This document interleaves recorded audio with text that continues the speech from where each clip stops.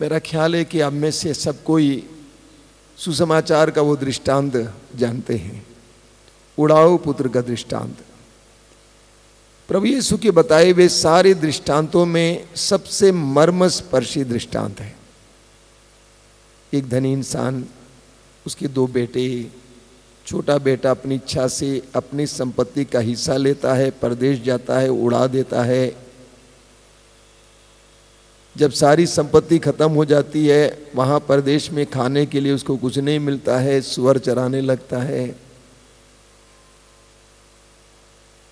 और इसीलिए वह तय करके पिता के भवन की ओर वापस आता है। पिता उसको ग्रहण करता है।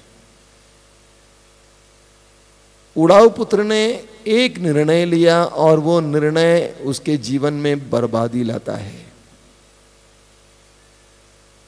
पिता के भवन से दूर जाने का एक निर्णय लिया, उसने उसकी जिंदगी में बर्बादी लाया।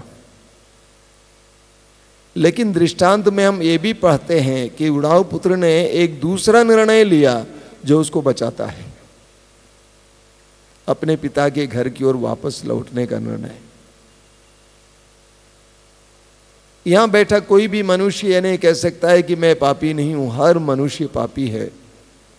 राजा दाऊद कहता है स्तोत्र 51 उसके वाक्य 7 में, मैं अपनी माता के गर्भ से पापी हूं, मैं जन्म से अपराधी हूं।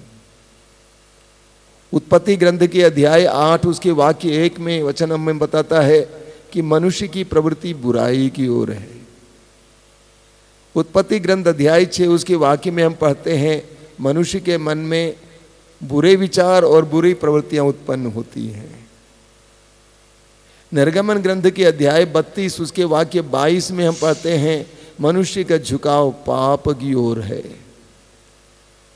रोमियों के पत्र के अध्याय 3 वाक्य 23 में हम पढ़ते हैं कि सबने पाप किया और सभी ईश्वर की महिमा से वंचित हो गए। पाप हर मनुष्य का एक अनुभव है, एक सच्चाई है जिससे हर मनुष्य गुजरता है। पाप और अधर्म मनुष्य के प्रतिदिन का अनुभव है, एक सच्चाई है जिसका हर मनुष्य अनुभव करता है। तो सवाल ये खड़ा होगा, अगर मेरे जीवन में और मेरे परिवार में कई प्रकार की परेशानियां, पीड़ाएं हमारे ही पापों के द्वारा आई हैं, तो क्या मैंने जो गंवाया है क्या मुझे वापस मिल सकता है? Can I get back what I lost? हमेशा मनुष्य की ये चिंता रहती है, मैंने जो गंवाया क्या मैं उसको पा सकता हूं? प्रभु यीशु के 12 शिष्यों में से एक यूदस करयोती ने यीशु को पकड़वाया था। उसने विश्वास किया मैंने गलती की है, मैंने अपराध किया है, अपने गुरु को पकड़वाकर मुझे एक नई जिंदगी नहीं मिल सकती है, इसीलिए उसने खुदकुशी की, आत्महत्या किया। अभी अभी उड़ाऊ पुत्र का दृष्टांत मैंने बताया।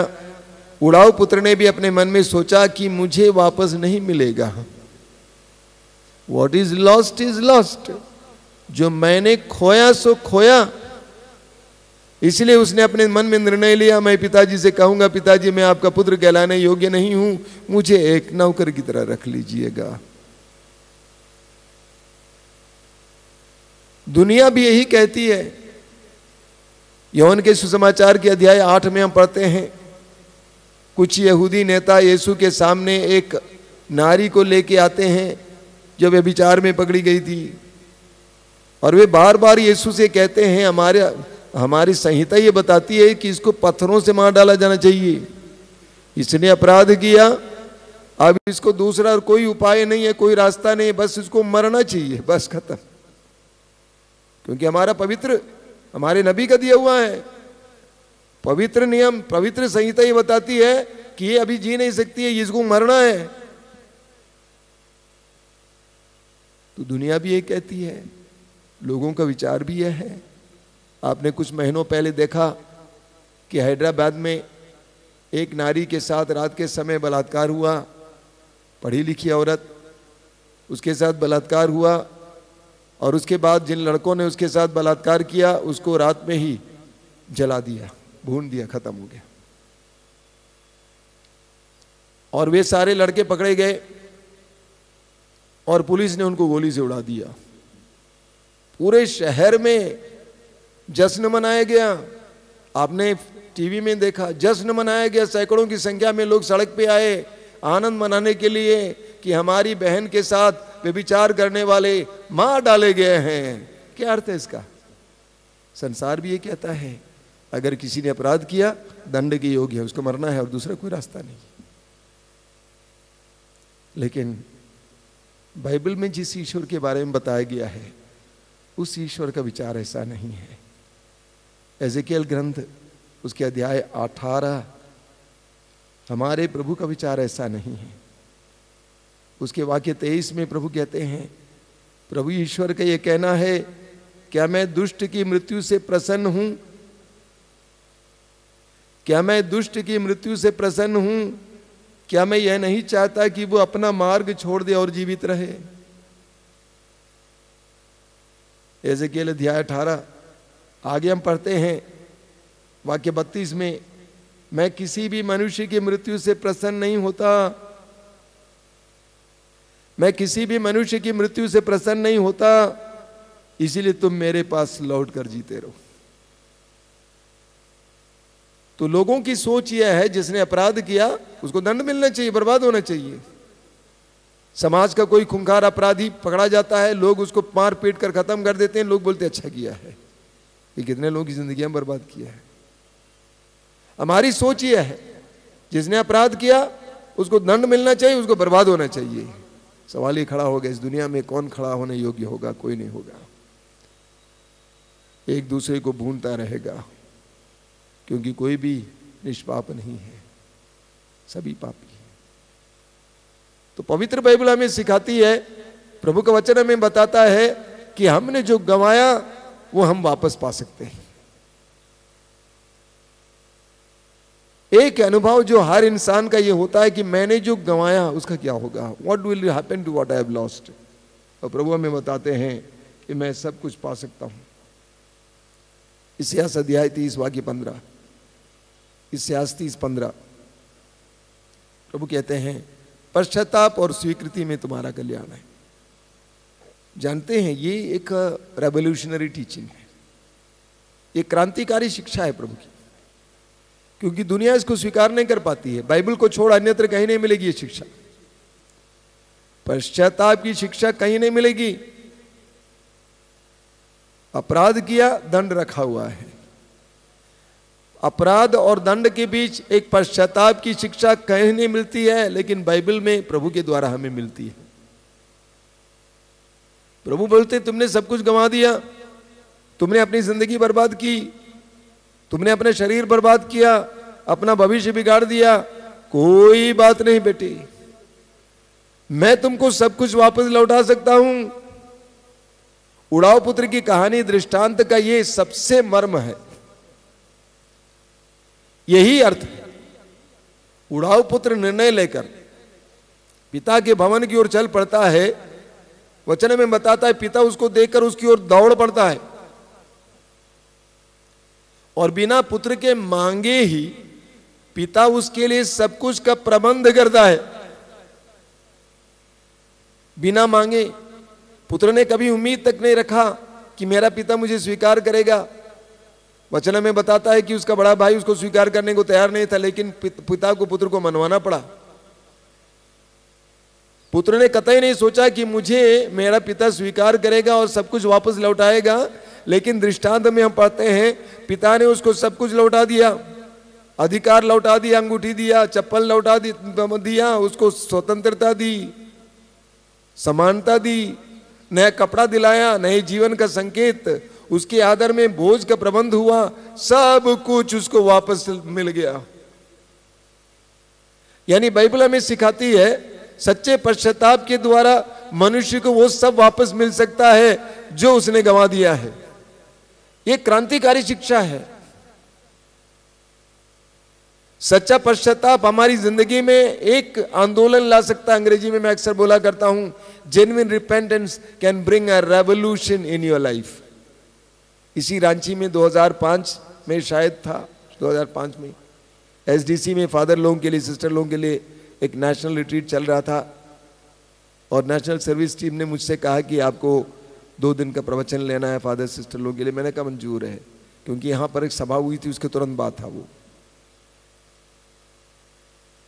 उन्होंने मुझसे कहा कि अगले दिन सुबह आपको पहला प्रवचन देना है पश्चाताप के बारे में। मैंने कहा भैया ऐसा मत करो, सुबह सुबह फादर सिस्टर लोगों को मैं पश्चाताप के बारे में बताऊं, वे लोग क्या सोचेंगे?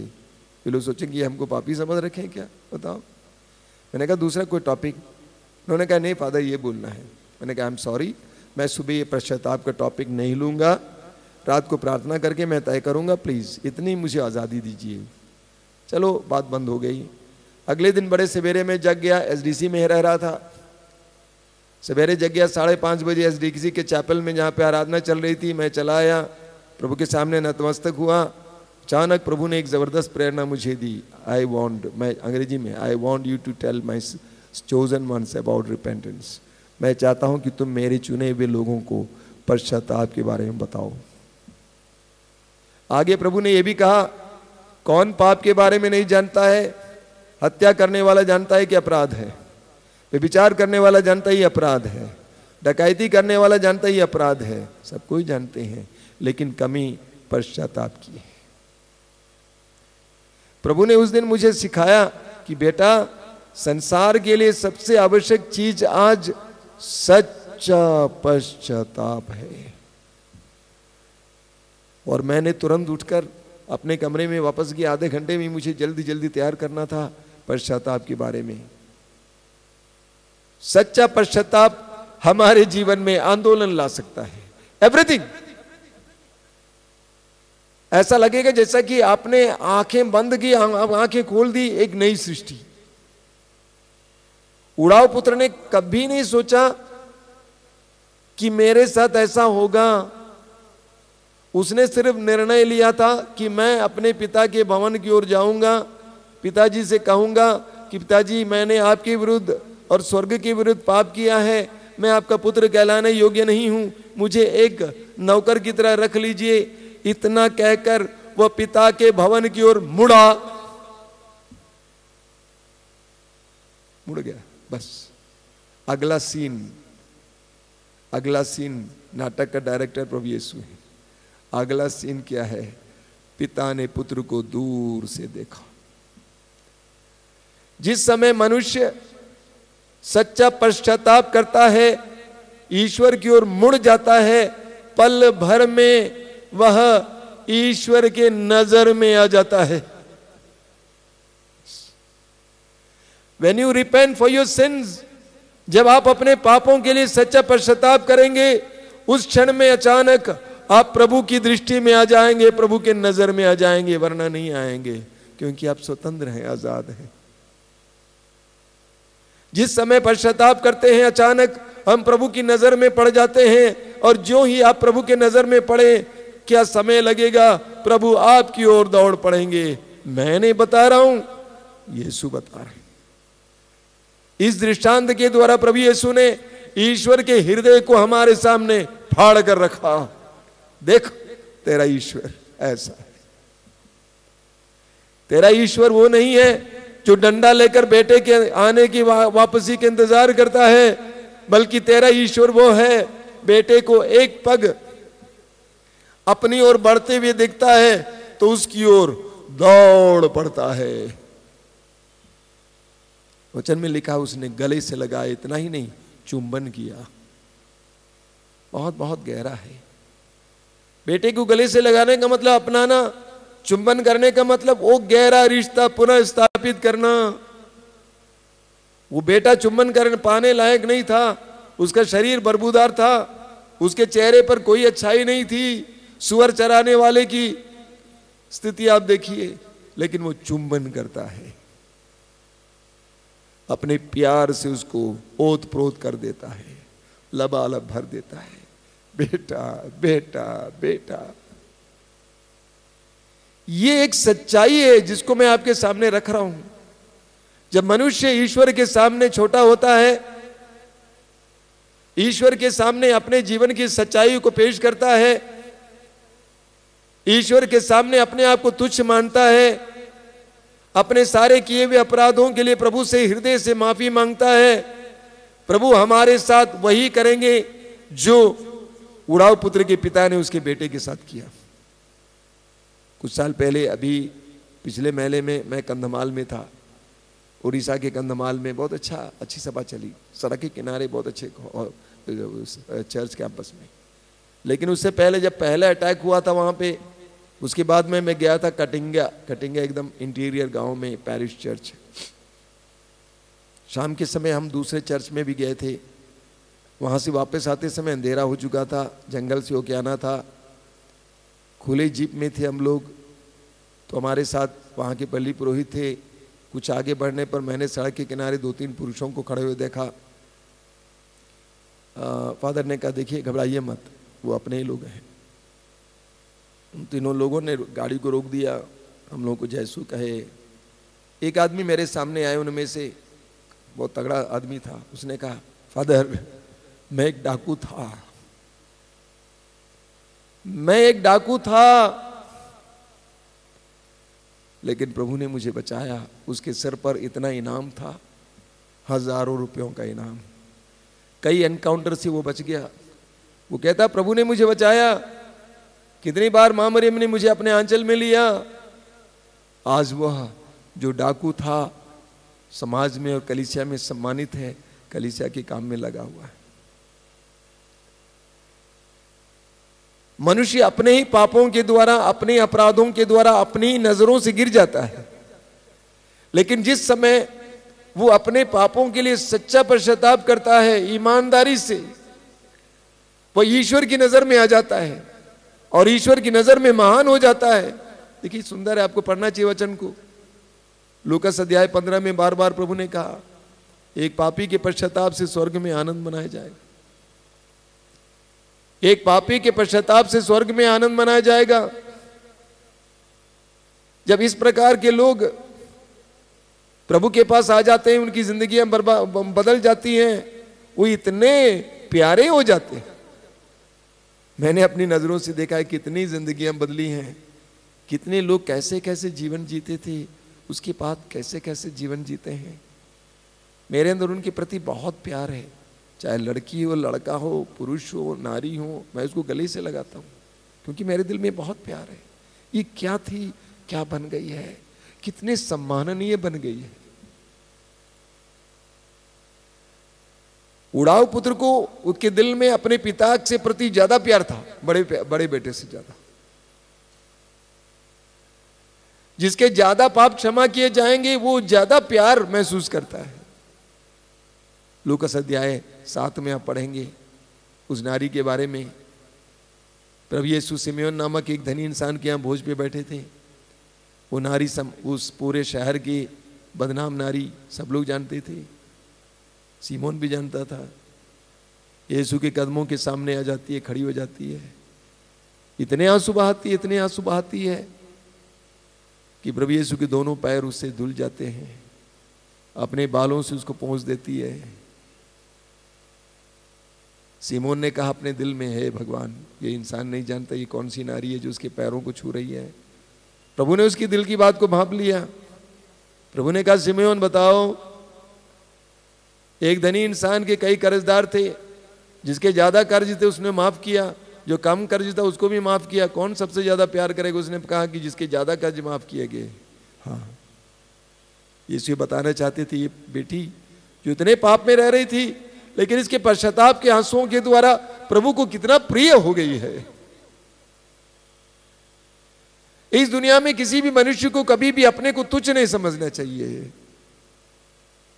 आप गंदगी में गिरे होंगे, आप शराबी होंगे, आप बदचलन होंगे, डोंट वरी।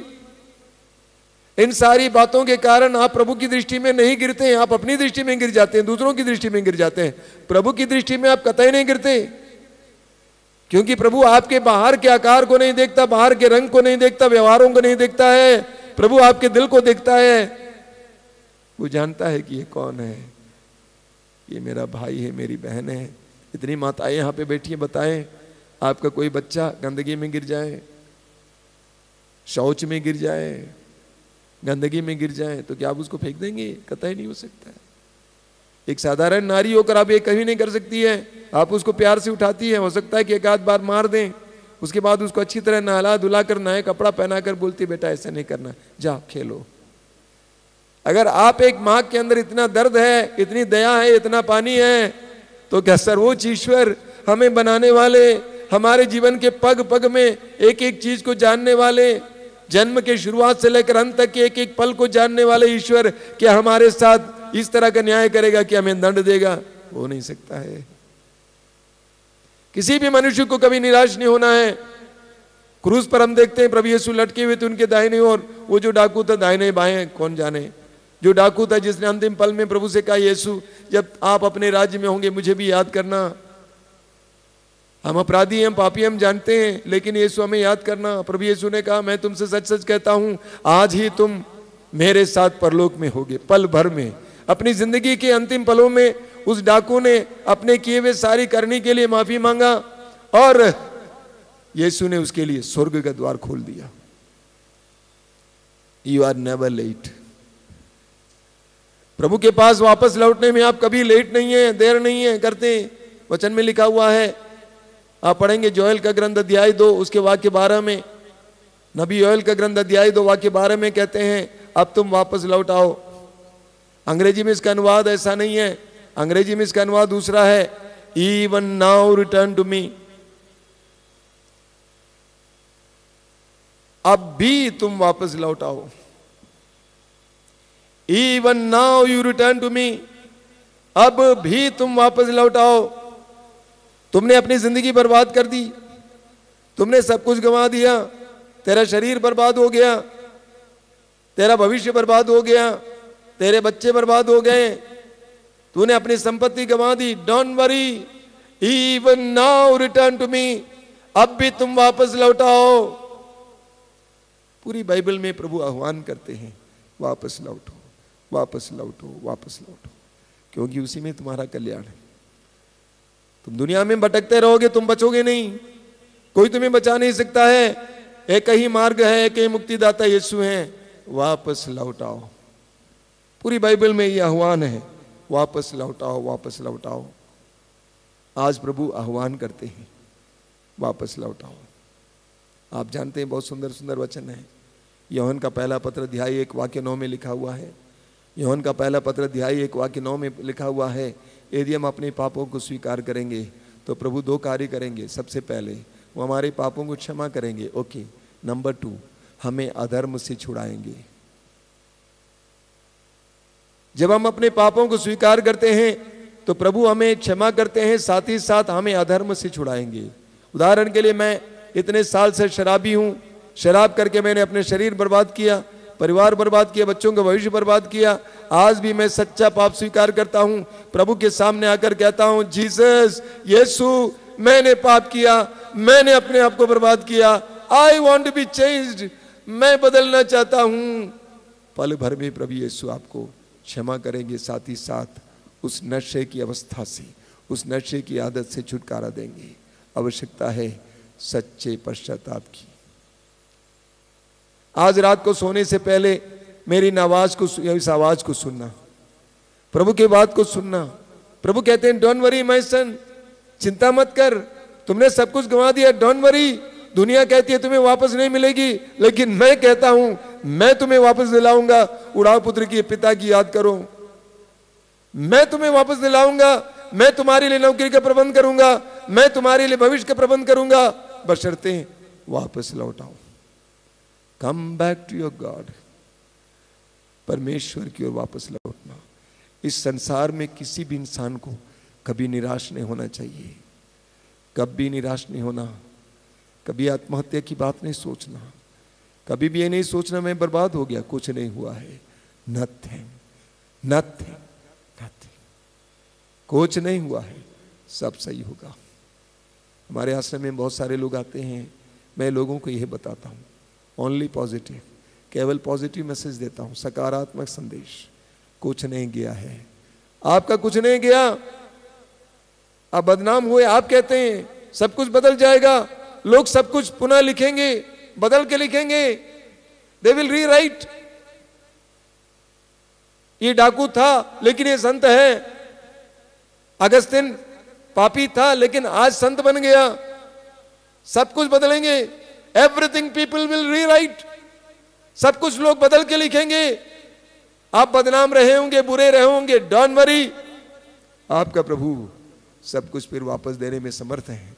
आपका ईश्वर न्यायी जरूर है, लेकिन साथ साथ प्रेमी है, दयालु है, दया सागर है, दया का सागर है, करुणा का सागर है। आप क्यों ईश्वर के बारे में गलत सोचते हैं? क्योंकि मनुष्य का अनुभव कुछ और है। मनुष्य आपको क्षमा करने को तैयार नहीं है, आपको दंड देना चाहता है, मनुष्य आपको बदनाम करना चाहता है। आपका ईश्वर ईश्वर है, वो मनुष्य नहीं है। ही इज गॉड, वो ईश्वर है। वो आपका किया हुआ सारा सब कुछ बेकार की चीजें सही कर सकता है। आपकी टेढ़ी लकीरें वो सीधी कर सकता है, आपकी गलतियों को वो सुधार सकता है, क्योंकि वो आदि है, अंत है, सब कुछ का ज्ञान उसमें है। डोंट वरी मैन, वापस आ जाओ, प्रभु के पास वापस आइए, आंखें बंद कीजिए। प्रभु आज हर एक इंसान को पुकार रहा है, ये आह्वान है, ऊंची आवाज में आह्वान है, वापस आओ।